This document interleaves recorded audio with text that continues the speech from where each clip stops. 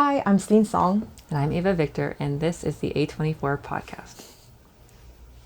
Wait, why did I nail it? Are we doing it right now? I think we're doing it right now. That's so awesome because it was such a seamless transition. You wouldn't even know we were doing a podcast. Yeah, when they were saying it's like, well, who would you do? I was like, oh, who would I do a podcast with for this movie? And I was like, and then when you asked, I was like, oh my God. Thank you for doing it. We can do it together. Did you see Vanya on 42nd Street? Have you seen that movie? It's like a Andre Gregory thing. It's really cool, but that's how they do that play. Like, it looks like all the audiences are just talking to each other, and then one of them is just... How swaggy is that? It's so cool. It's just mind-blowing when you're in the audience and you're like, the play has begun. The play has begun, just like this podcast. The podcast has begun. It's begun, yeah. Oh my God, how are you feeling? How are you? Ugh. How's premiere? I definitely had a martini. That's great. Which for me was like... New York, Martini, celebration, grown up. I mean, I can't drink at those things. Yeah, well, because you're just like protecting yourself. No, not really. Even I feel like I just forget to. I know. There's no time. There's no time. And then whenever I'm thinking, I'm like, I should drink something. It's usually like water. Chug that. Because I'm like so thirsty. I know. Yeah. But I am doing this like punishing thing where I'm not drinking water to see like what my body can take. Okay, you can't do that. I know. You How have much to water hydrate. do you drink? I try to as much as I can. Are you for real? You drink water all the time? You have to. Like, also, I mean, I'm still don't drink enough. Yeah, no one does, I guess. But I'm told to. By who? Mainly my husband. Yeah, well, good for him.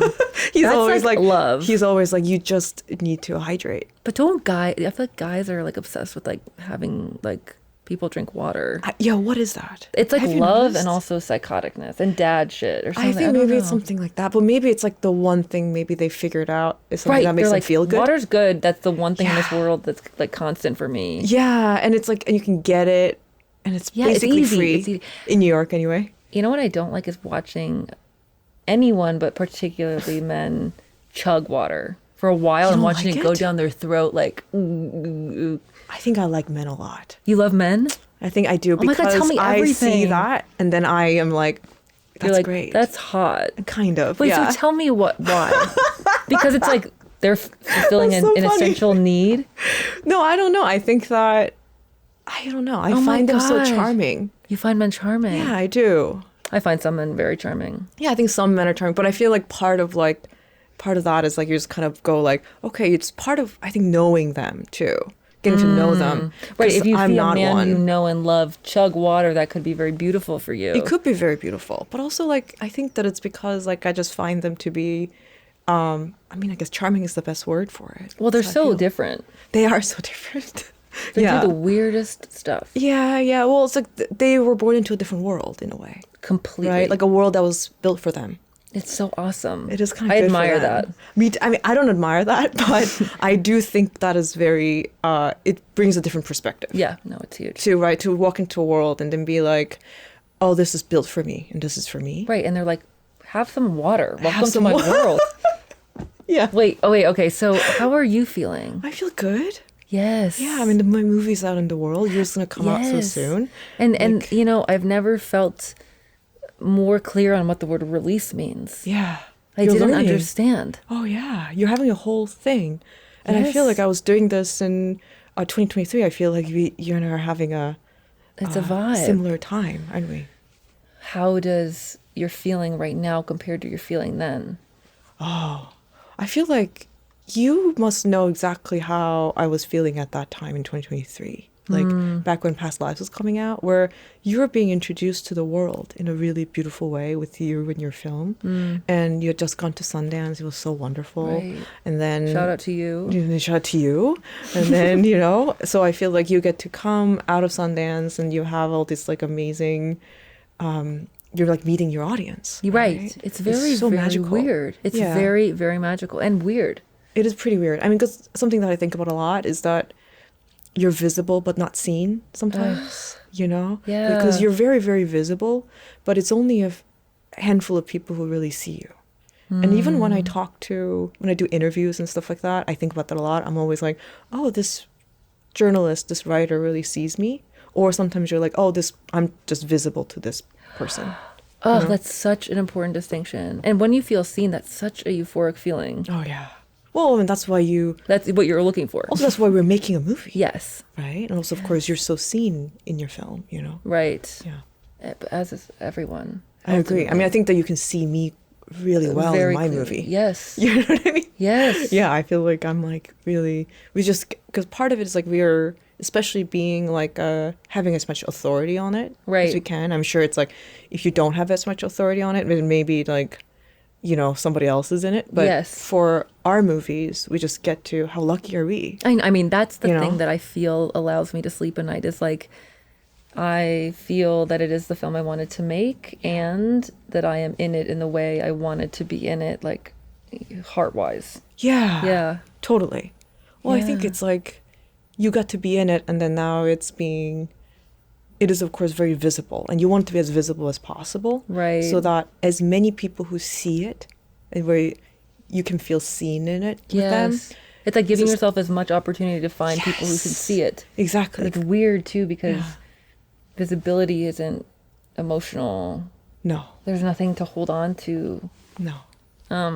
But it looks shiny and great, you know? Yeah. So it's like, but then I feel like once in a while, like I'll talk to somebody or something and I'll be like, oh wow, you really, so you actually saw me in the movie. Yes. That's so magical. Yeah. It's like a drop of water and you're so thirsty and like feeling, and when someone sees how you are in it, that is the thing that like allows you to believe that it made sense that you did it and that you do it, and because it's such a hard job. Oh yeah. Yeah. You mean like being visible? Well, just making a movie. Sure. You're like, it's easy to me. Like, no, it's not easy to me, but I think part of it is that, I don't know, every day I feel like I was on set for my second movie. Yeah. Because I feel like part of making the first movie, though, is that I don't think that I knew how to appreciate it because it was coming at me so fast. Yeah. Like, I was just kind of like, oh, okay, day 2. Fuck, right? Day 2's happening now. Yeah, and then day 3, oh my God, right? And okay, so we wrapped. What happens now? So much of it is like... Not knowing and figuring out on the way. Mm-hmm. But in the second movie, I feel like... Yeah, tell me like, how did it feel like prepping that and like... tell me like how your mind was. Because you're gonna do it soon. Someday. You know? I need to sleep for a second. But... Yeah, of course, after you sleep. No, but like, I'm really curious about that, obviously. Yeah, well, I think that what's amazing is that you just kind of... I felt really lucky doing it. Like every day I feel like I got on set and I would find my first AD and I would just be like... And he would tell me like everything that isn't going according to plan, things that are going according to plan, all the...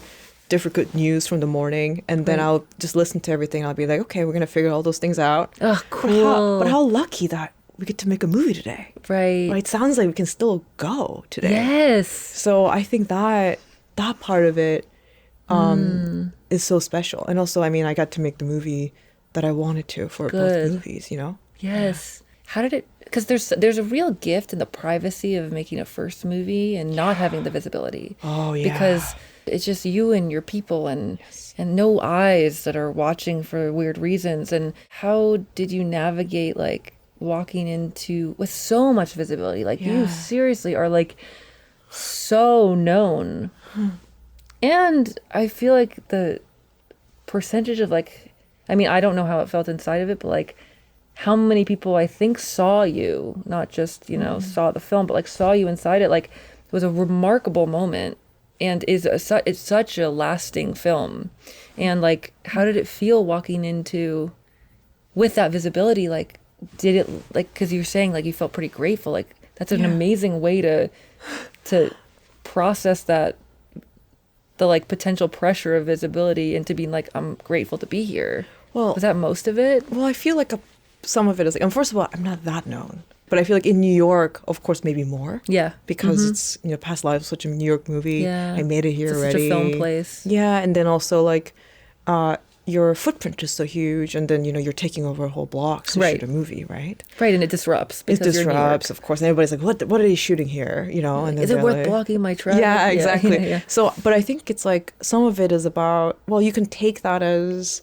that attention or that all the visibility as a thing that is like really in the way and is very annoying. Yes. Or you can really think of it as like, well, how amazing that everybody wants to know what my next movie's going to be. Right. Right. Because what that means is that they're interested and they're around, they're there, they're waiting. Exactly. And the dream is that if the dream is that you're somebody who makes culture, if you're somebody who gets to have an audience that you hope to grow and expand and find new corners in, then there's a part of it where you just have to be like, so cool that everybody cares, you know? Why is this therapy? Yeah, I mean, I feel like it's always kind of, you know, any conversation I think has a therapeutic element if you get deep enough, you know? They keep us apart. They have us direct our own movies, and we don't get to talk as much. We just don't. But I think that's why I kind of really like this. Yeah, it's podcast, nice. You know? Yeah, I feel like it meant a lot because I did the one that I did before with Sofia Coppola. Yeah. And that, I feel like that was one of those moments where you just get to sit and you just talk about like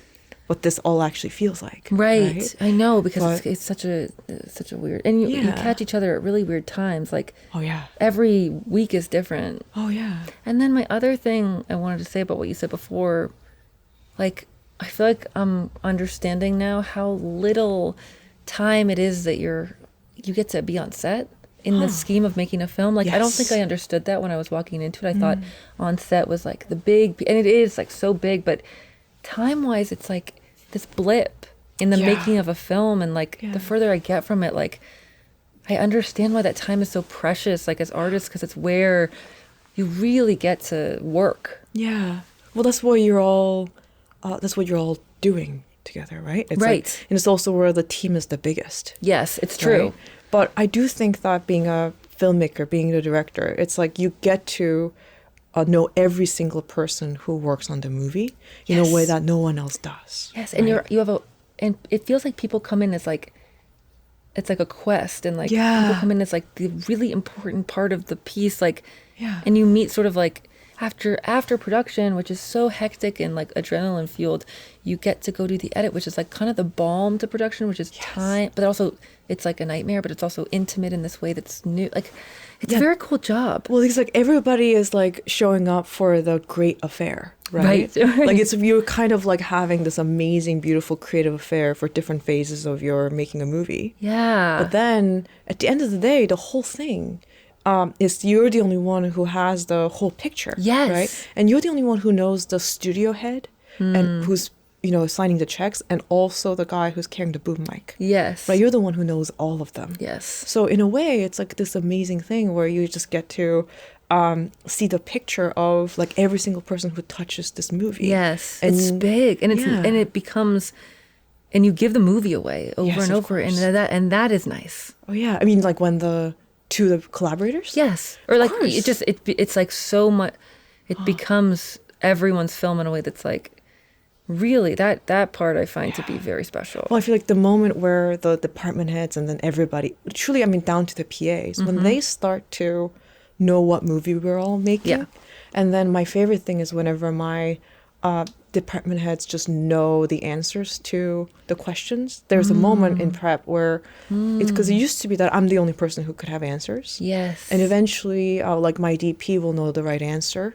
And then he will actually know it before me, faster, better, right? Wow. And that's really magical. And of course, it happens with cast too. I mean, in your case, you're in your film. No, but I mean, the cast like saves my life. Of course, because I mean, they are thinking about what they have to do. Well, that is that I love, that like someone becomes the like advocate for their thing, and then they become the expert. So, and that to me with the casting process, like the joy of giving words to someone and then trusting that they understand that person more than, like, the giving away, especially to actors, obviously to other, like to designers too, and everyone, but there was something really special about being able to give away these slices of these people, and then they become whole people in front of your eyes, like, and you don't totally understand how it got there, but it's just, now it's a whole person, because and it's always better. I always think about this, right? Yeah. Because like the person's bringing their whole humanity to the words on the page, which is like the words on the page is just a suggestion of a person. Yes. Right? It's like walk down this road if you're interested, and then continue the road yourself, because you're the only one that knows how to do it. Right. It's such a beautiful collaboration. I know. I love it. Well, I feel like when it comes to the way that the like actors show up for it, it's like I feel like if you give them room, but the room has to be something that is within the bounds of what you know about the character. But as long as the walls of that room is clear, the actor can fill it with their soul. Yeah. And it's so magical, you know? How was that with Materialists? Watch it, like that's what it was. Yeah. Yeah, you kind of like, it's like a bit of like there is a bit of a target like that we all talk about. As a target we're trying to hit. How do you talk about that? Well, we talk about like what I know about the character. Yeah. I have to communicate everything I know about the character. Yes. And then of course there is always going to be a conversation. And my rehearsals are more like table work. Yeah. It's not really we don't really read the lines. Yeah. We just kind of go through every line and we talk about if anybody has questions, Okay. what I know about that line, what the meaning of that line, what's going on. And then do you do rehearsals before? Like, what is your rehearsal process? like I do it during prep. Oh, wow. Yeah. And then of course when we hit the set, the day begins with rehearsal. For the whole day, or just for the scene you're doing? So there's a scene I'm doing. Okay, just checking. Yeah. Scene you're doing, and like when everybody's there, and then we all like. But a part of the rehearsal is actually just more like blocking rehearsal. I agree. Yes. Yeah. What about you? I mean, also, how do you do? I need to ask, how do you do it while you're in the scene as a main character too? Yeah, I mean, honestly, I prepared everything to the point of insanity because I have a ton of anxiety, and my way through the like year before I shot the film was preparing the directing, like, I mean, as best as you can before prep, just like thinking through everything and storyboarding so that I could kind of, because I never made anything. So I was like, I need to create visuals to understand if I like them. Like I had to sort of draw. And then my acting prep was a lot. It was kind of like table work stuff too, where I just sat with my acting coach and we talked about sort of this person's transformation and how much we needed to convey in the few scenes we have before my character goes through something really intense, and then sort of this journey and how to just kind of stay honest with every moment. And it was, I mean, I did have an acting coach who we, just being able to talk out loud is like sort of the director and the actor get to do together often. And it was important that I had someone to work with in that way. Yeah. And then like, honestly, with Naomi, she's just so good. So it's like, so good. Yeah. She's amazing. She can do anything. And like, when we met, there was just like chemistry, and it was much more for me in that relationship in the film about capturing the ease of that than any sort of like thing we had to hit, because like the beginning of the film is simply trying to create an atmosphere of joy and like welcoming for my audience so that they feel held during like the harder parts. But yeah, I something I miss about like having gone to acting school and doing plays is the lengthy rehearsal process. Yeah. Like that is the acting dream, is to get time and time and time to just talk through everything and to get to do the play in one go. You know, like that is so how is it making film? Like, do you like it?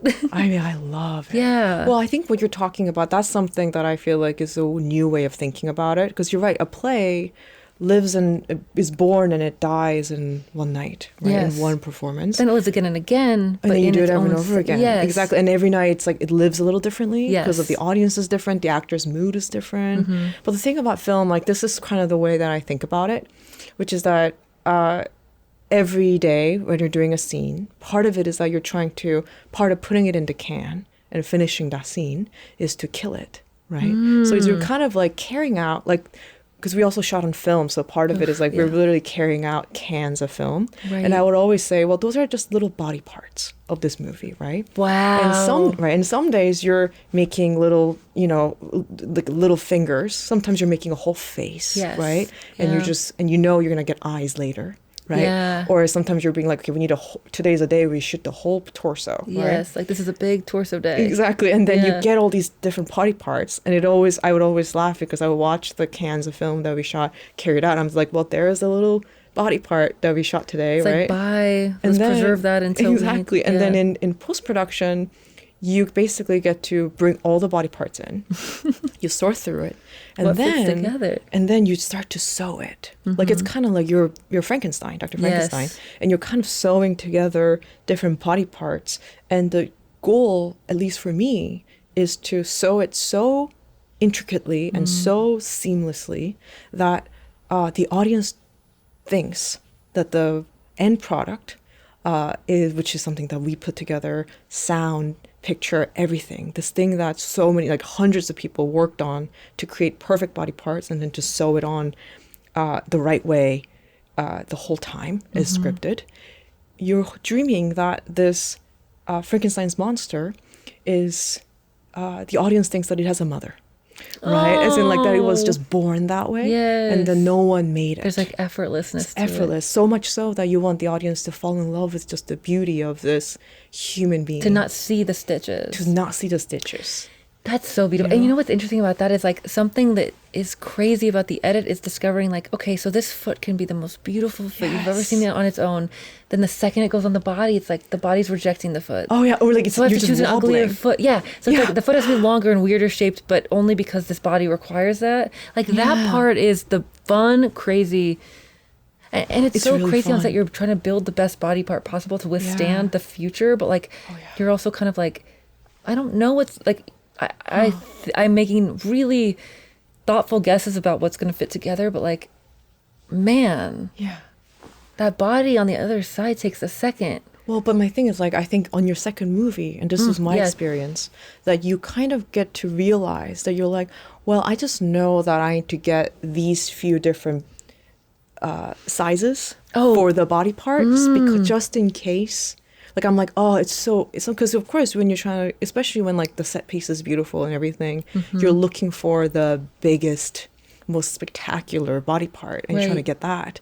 But then you have to sort of, I feel you're already gonna know that you have the instinct being like, well, in the edit, I know that I might need a smaller version of that body part. I might need a tiny finger. Right, or I might be like, oh, to withstand that body part, I need bigger feet. So when we get to the feet part, then we'll be like, right, like it's kind of like, I love this. Right, I think it's a beautiful image because it's true, and I think it works in like 100 ways. Yeah, and the thing is like when you're shaving, like, because I shave like whatever 2 frames sometimes, and you're like, well, you're doing that so that like that little stitch that's sticking out you can't see. Right? Yes, I mean that work is so euphoric. I know, the little so stitch fun. work, because that's after you. That is something that it's like a reward. And in writing too, like I feel like that's what I'm always hoping for, is that I get to the place with a project where I'm like, I'm reading. There's a stitch out of place and fixing the stitch. Like, but you only get there after, oh my God, so long. Well, you don't know when it's going to happen, right? Because sometimes it's happening in the writing. Sometimes it happens in production, right? So you think sometimes, so... Yeah. So tell me about how you write. Like, because do you ever go into, like, how many stitches should show? Like, because I feel like in my head, the idea is, like, in the writing, like, the idea that you try to make the body in the writing as seamless as possible so that when you get to the next thing and you chop up the body again, you can put it back together and you don't see the first stitch. You know, like, but do you have like, is that how you think about it? Or are you like... this is how much I need to know to go into shooting. This is like for your writing. Well, I feel like if you can cut something from your script before you go into production, what I learned is that you should. Right. It's never going to show up and be necessary later. Because if you feel like you don't need it, the chances that you don't. Right. But I think that instinct, it's sometimes I found it really hard to navigate when I was making when I was making Past Lives, the first movie, because I would be like, I have an instinct. Yeah. Like my instinct is that I don't need it, but then you're scared because you don't know. Yes. So you're like, okay, well, we'll shoot it. And then we put all these resources into it. And then it ends up in the editing room floor. Right. Right. And but I feel like it also has to do with how you want to do it. Like my editor's experience for 10 years has been with Terrence Malick, right? Terrence is somebody, I mean, so I know that he works in a way where he's not worried about how many extra body parts he ends up with. Right. Right. So I think it depends on the filmmaker. Like I feel like different filmmakers probably do it differently. Totally. Like, but for Materialists, I feel like almost everything we shoot is in the movie. Because you already edited like through. Yeah. And maybe you're someone who is like, I don't want extra body parts. I want more time to make the body parts or something. That to me, because also that way you can put the resources into the individual body part, because you were kind of like, well, if it means that I can have, right, like it's always a compromise. It's like, well, if I have to go quick on this, I want this too. Yeah. Well, what was the process for you in writing Sorry Baby? You know, I had I was making the things that you would have told me I cut from the film later. Yeah, you would have had to like actually like chain me up to get me to cut those. Those were the reasons I made like there were scenes that were the reasons I felt like the film got made. Yeah. Just these like there were little like interludes throughout the film that I felt were so like important for relief. And then something really clear happened in the edit where those scenes felt like just tension. It was just diffused and like it was so slow. But like and then the film just felt like they were like it was rejecting the scenes that I feel like the idea of them I loved, but and then the things that I ended up keeping that felt so essential. There were a couple moments on set where I was like, this doesn't feel so right. That like once they were in, I was very like moved by how little I knew and how much guessing was involved in how the edit would happen. And I am so curious like about. I don't feel like I'll know exactly what I learned from that until I try again, because. That's true. I don't know if I have learned to actually cut that thing, or if shooting that is actually important for another reason I don't understand. But you know what's crazy is that like I'm like freaking out. Something crazy is that like every movie is a new universe. Yes. So like sure you can make a film, but like I've never directed a film not in it, so I only know about that flow. And like I've directed this film, but I've never directed one that looks like this with this kind of world, you know, and that part's obviously the reason why it's amazing to get to make more than one movie and why we want to do that. But also it's continually like terrifying because it's like building another body that is it's like an animal you've never seen or something. It's like, but you don't know what it's supposed to look like till Well, the problem is that it's a process like life, right? As in, like, how amazing that you're going to get to do another one. But so part of that is that you're also risking a lot, right? But it's like life. Right. So I do think that you're talking about, like, I wish that we get to make our movies. It's out. It's going great. Your film's going so great. And then you wish that, you know, like, okay, well, that's it. That's the end of my life. Right? Like, this would be a great time to end. Yeah, but the thing is, like, the movies are over. And movie is out into the world, and in a way, it's like you're right. It's not yours because you can't go to the movie theaters and like try to like fix it and do more time and sound or something. You have to let it be, right? And it's like so in a way, creatively, it's no longer alive for you because you can't do anything for it. There's grief to that, no? Like huge grief, but something that I know really alleviates that grief for me is to think about the next thing, right? And then it's the only way. It's the only way.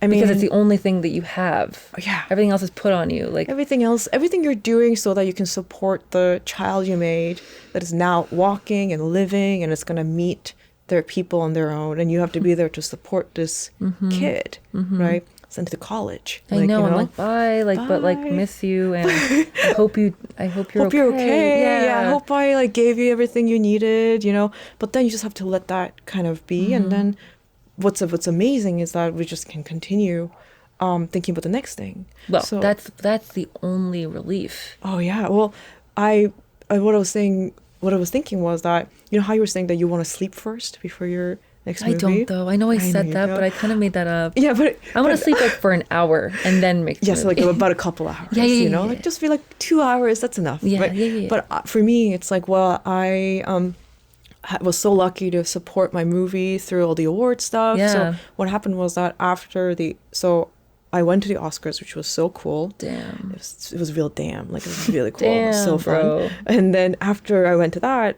the next day I flew back to New York. The day after that, I was on a scout van to make Materialists. No, you weren't. Yes, I was. And so you knew that whole time you were going to that scout van. I knew the whole time. That must have been so good for your It was so fun. Like, I feel like because, of course, you know, like past lives, you just come a long grieving process of like, well, that movie is what it is. And then, but of course, that's something to remember for us, I think, in general, is that, so it might be over for us when it comes to that particular movie. Maybe it's dead to us, but it's alive in the audience. Right. For audience, every new member of the audience who sees the movie, it comes back to life. Right. It's a baby again for them. Yeah, and then I think it's amazing because then we get to live vicariously through the way that the audience sees it. So if they're like, oh, it meant something to me, then I always feel like I'm alive again in it, right? Yeah. So that I really love. But then, what I think the best part is like, yeah, you're right. Those, 12 hours, 12, 14 hours every day where like there are like 600 people who's working on the movie, right? Who are like in the office, on set, and then we're all just like hustling together. Yeah, and it's like you can't, it just requires presence. Yeah. And so and I think so much of this part of like putting out the film is so about like you or like me or whatever. And actually the thing I remember feeling relieved by was people feeling connected to the script and the film we were making, because it really does, making the film actually does take the attention off of like how you are and puts it on clarity of the story you're trying to tell. And that shift of like, it's not about me, it's about this thing, and it stands over here and we're all looking at that I find to be really helpful. And the thing I'm also missing is like, we're all looking at the thing, not at me, like that. And that is helpful. And there's work, like you just have to, and there's stuff to do when you're making a movie. It's good to stay busy with the stuff you're doing because it keeps you on track with what the point of your life is, Well, you don't think that they're all looking at you? Because I feel like, for me, I feel like being a director always is that you are my joke is that I'm the mother, sister, daughter. Tell me what to that every is. single person who's working on the movie. Whoa. Right, like I'm like in charge. I'm taking care of you as like in the mother way. Yes. I'm also your sister, and that I'm your equal, and we're gonna talk it out. Your confidant. And we're gonna be confidants, and we're gonna figure that out. And then I'm also someone to be protected for my vision, everything, like a daughter. That's beautiful. And then and also what I want everybody tries to get me, right? Get to happen. So I feel like it's this kind of like, you kind of get to be you are the center of the what is it, the kind of like this thing that we're all doing together, right? So everybody's looking at you because I feel like I answer 1,000 questions a day, right? But they're looking at you in relationship to the piece. Yes, of course. Not like just you for the sake of you. No. There is something different about, there's like a purpose to, you're like the mother of the thing and of people. No, but I think that's true. But I feel like how you are as a person will define how we're making the movie. Oh, well, that's totally true. That's true. So in that way, it's like, well, I think about that so much. I feel like how I respond or how I behave, it's going to reverberate throughout the whole set. Right. There's like cells in it. It's and cells the cells in it, are in the film. Like, it's totally intense. It is intense. So in that way, I feel like you're right. My goal is for it to be all about the movie. But as the person who is holding the movie in my mind, and who does know everybody from, the highest paid person on set to the lowest person on set, I know everybody, right? In that way, I just feel like I'm responsible for everyone's work. Yeah. Like I'm responsible for everyone's. I couldn't say, and I'm also like, we could think about this, which is that for like 12 to 14 hours a day, these grown adults, these grown union like adults are giving their lives for 12 to 14 hours in pursuit of this thing that isn't made yet. Yeah. And I really have a genuine question about how tangible it is. Yeah. I think about, because of course it's in a hard drive or it's in a can, like there's tangibility to the movie. But it's also in the air, like it's about the living through it. Like the audience is experiencing it, and that's the final product. Right? Yes, it's the experience of it. No, you're right. It's like it's not the DVD; it's the time you spend watching the film. Yeah, and that either it lodges itself into someone or it moves through them. But either way, It's about that person's relationship to what they're experiencing, and that you cannot hold. No. I mean, you're asking also the audience to give 2 hours of their lives. I mean, that to me is the thing. That is the thing of like the honor I feel. Yes. Honor. That someone spent 2 hours of their lives. Yeah. And also they got there and they're leaving, they're going back. Like that. Sometimes they get babysitters, and I'm I like, know. And I'm like, you got a babysitter? And they buy candy, and it's like because they want to eat candy while watching the movie because they want to escape and they want to feel like it's sensory and they want to like.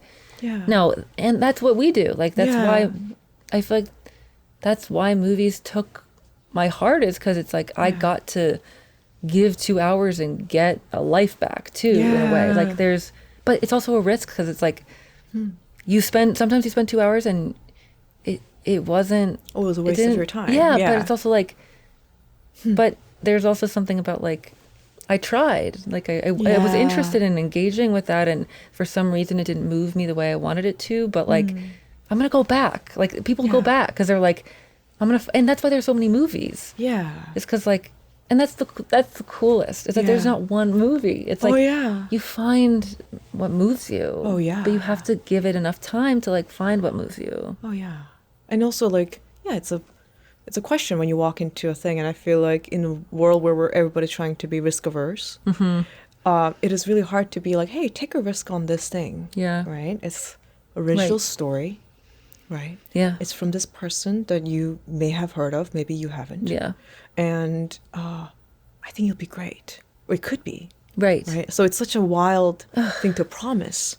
And then, of course, as everybody becoming like, well, my time is worth this, and there's a lot of risk-averse culture. Yeah. Right? It's kind of hard to be increasingly, or it's always hard to be like, hey, like, take a risk on, giving us like 2 hours of your life. Right. It's a huge ask. It's a big ask. But my thing is like, if you were able to think about that responsibility, and I even use the word honor, right? It's like some of it is about like really seeing it as like, well, it is an honor to have it, so I'm not going to disrespect it. Yeah. Right. And it may be that like, I know that at the end of the day, all I'm doing is that I'm risking as much as you. Yeah. Right. I mean, yes.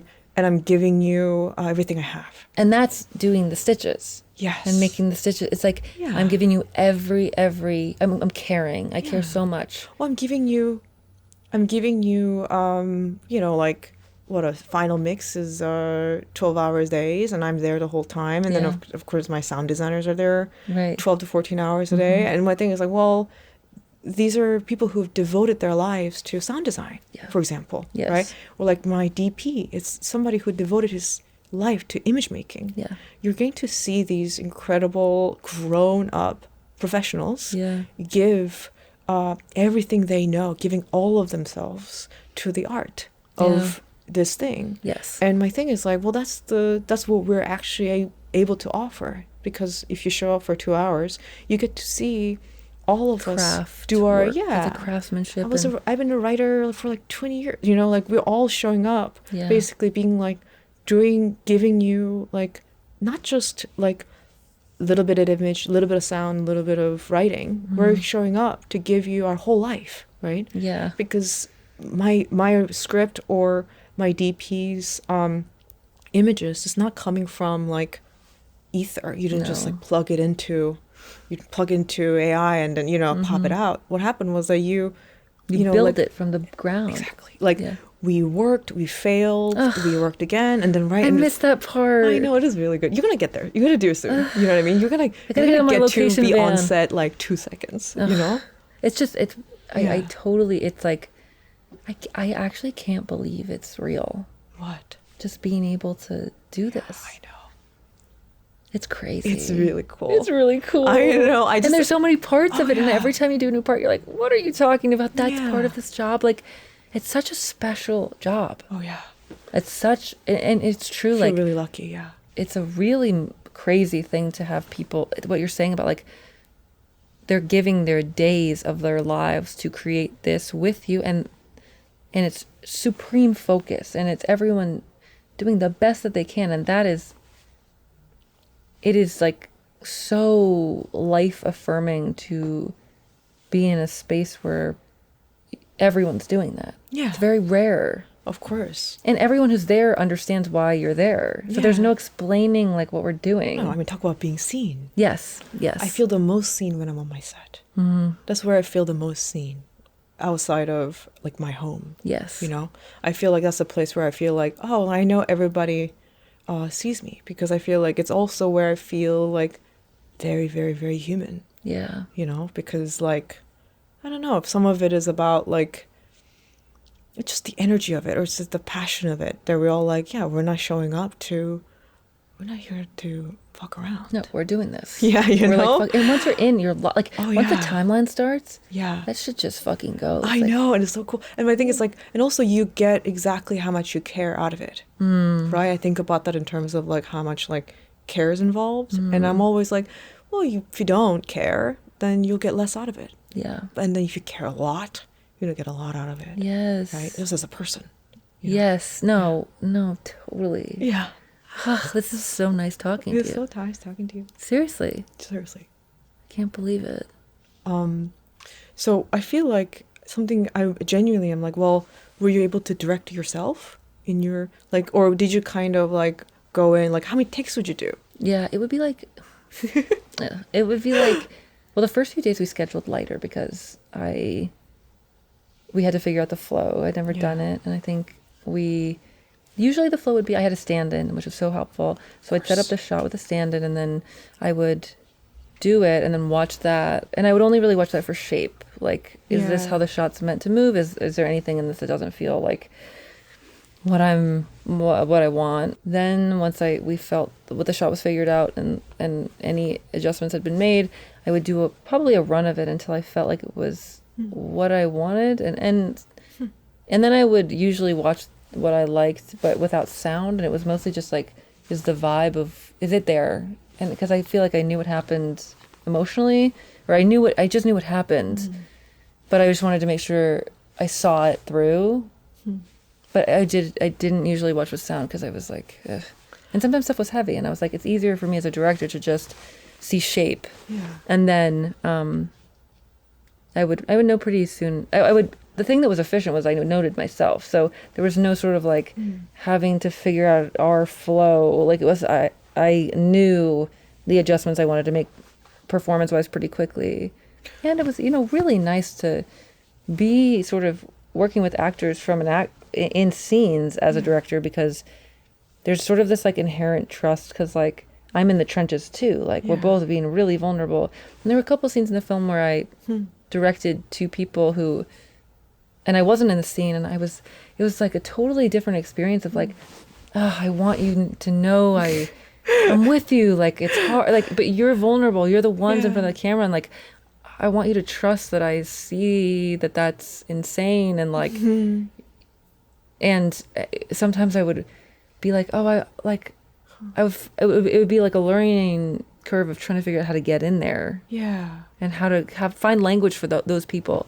But so wait, I feel like the reason why I was asking is because I feel like such a big part of my relationship to my actors is my objectivity, right? Because they have to so fully embody the subjectivity of the characters that they're not. I never want to ask my actors to also be in charge of the objectivity. Yes. And of course, like I am working with like three like just insanely professional, like excellent, like lifelong actors. Because like all three of them, like Dakota, Chris, and Pedro, like all of them just have such experience, like just working, right? So the part of the thing that I really found is that like, and I think this is something that I found in any actor who has really long experience working, is that they have a way to see their performance a little bit objectively, because part of it is protectiveness, right? Yes. And then of course, after you build a certain amount of trust, and they're never able to release that and let go, and then just let it be a subjective work.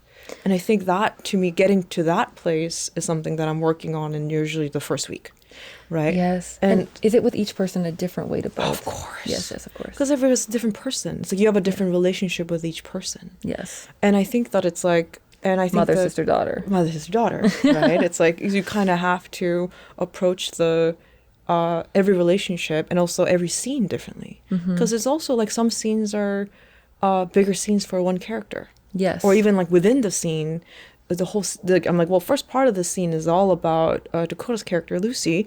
Second part of the scene is all about Pedro's character, Harry. Yeah. So we're kind of always dealing with like, it's a bit of a sparring of like, it's a movie where it's a sparring of ideas. So much of it has to do with like each person really committing to the subjectivity.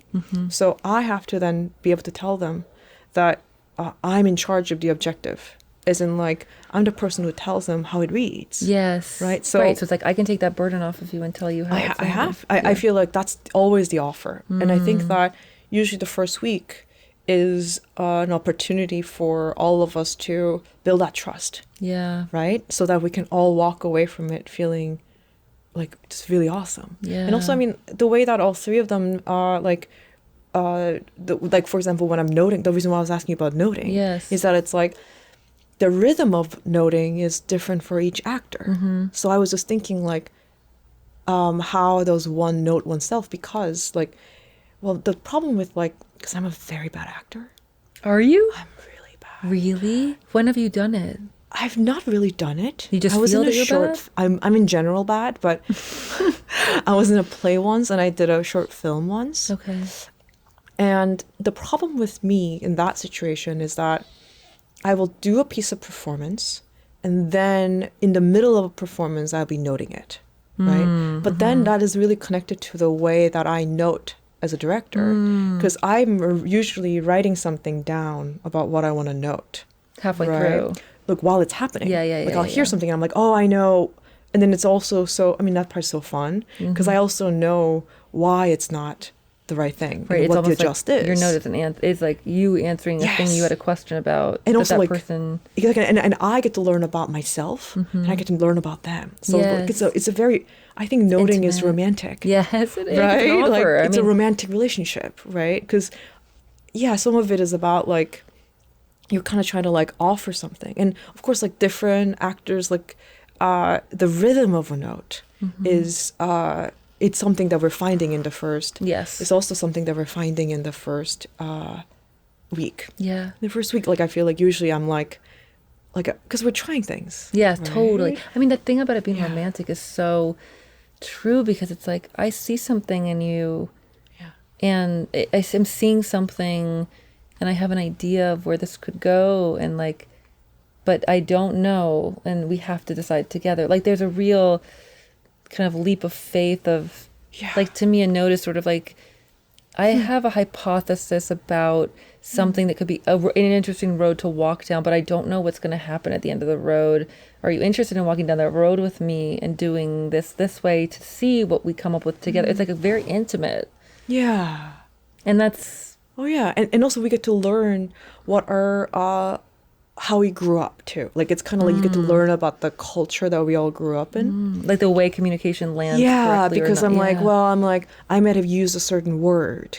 And that word is actually not translating because it means something else to you. It means something else to them. Like I feel like that was really fun with, for example, because what was amazing about working with Dakota is that like her and I think because like I have a bangs.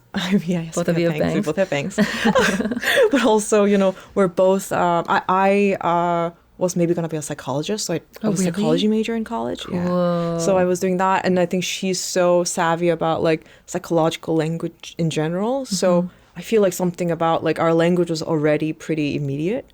And so with her, the rhythm would be very like, she would just try the first take, would be rolling. And then between the first and second take, we would talk about it in a language that would be so fast. And so we would talk about it as almost telepathic, because we would barely have to be fully articulate for us to know why, that's cool. What we're missing for the first one. You both agree kind of. We would. And then the second take, she will just know. Wow. Yeah, no. And then the third take, we'll start to try new things. Fourth take, it'd be kind of like that.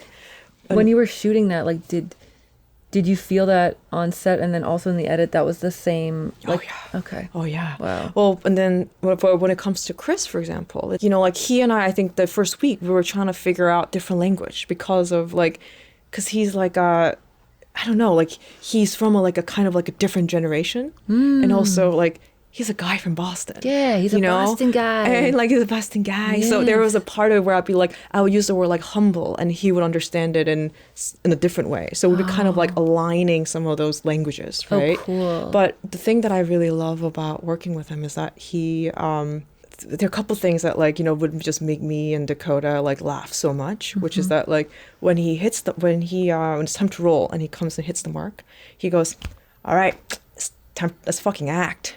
He says it every time? He says that, like not every time, but sometimes when he's like psyching himself and he shows up, he's like, all right, let's fucking act.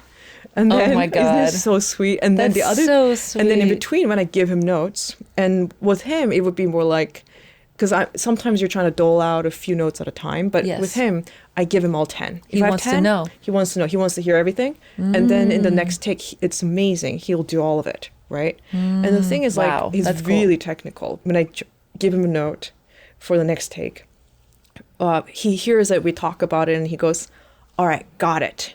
Watch this. Isn't that so sweet? I mean, honestly, like the beauty of that is he is creating new energy to lighten the moment so that the next thing can be free. It's like almost like returning everyone to childhood. Yeah, like we're playing. Yes. It's like, let's fucking act. Yes, like that's like a way to like, take any tension out of the room. It's cool. That's amazing. Okay, how about Pedro? Do everyone? Well, I feel like Pedro, I mean, with Pedro, I feel like so much of it is about like in such like abstract language sometimes. Like we will kind of get into it in a way where we're like, again, I think it's similar to the way it is with Dakota, where it's very philosophical and psychological. And then it's usually before we roll.